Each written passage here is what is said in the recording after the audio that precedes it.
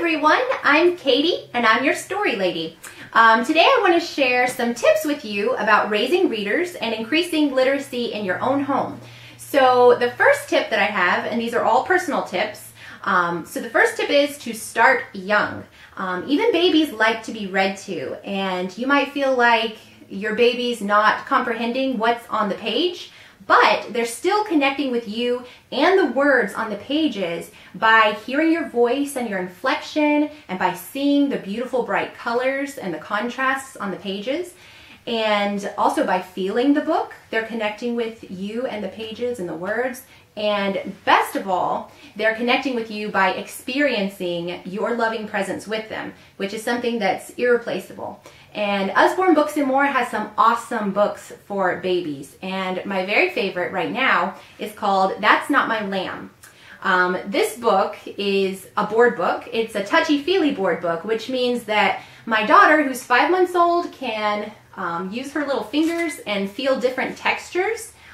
They have things like scratchy Velcro that babies can touch, and then they have things that are bumpy and furry and fuzzy and all kinds of things. So these are great for little babies, and I like this book because it is very durable. So my daughter, who's also teething, can chew on this book and slobber all over it, and it's not going to hurt the book. So yeah, babies love to be read to.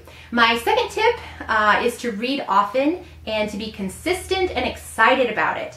I think the reason my son, who's 2, loves books so much is that throughout his lifetime, we have always offered to read books to him, and we do it in such a way that is very exciting. So instead of saying, okay, come here, buddy, let's read a book together, we try to say things like, hey, buddy, come here. Let Mama read you a special book. Let's read a book about trucks. I love trucks.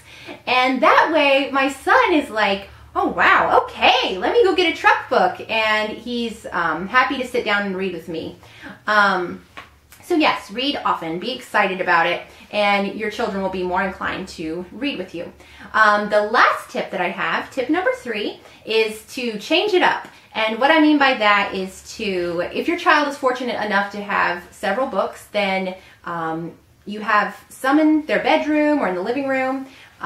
Make sure that you're not keeping the ones in the bedroom there all the time. Bring in some that have been in the living room or in another part of the house, and keep it fresh for your little one by just making sure that they have a lot of variety. And of course, children do love repetition. So I would say we leave the books in Gideon's room for a month or so, and he loves that he can then kind of memorize the words and all of that. But he also likes when the books are new and he's like, wow, I forgot I had this one. So yeah, rotate your books and it'll keep it exciting for them.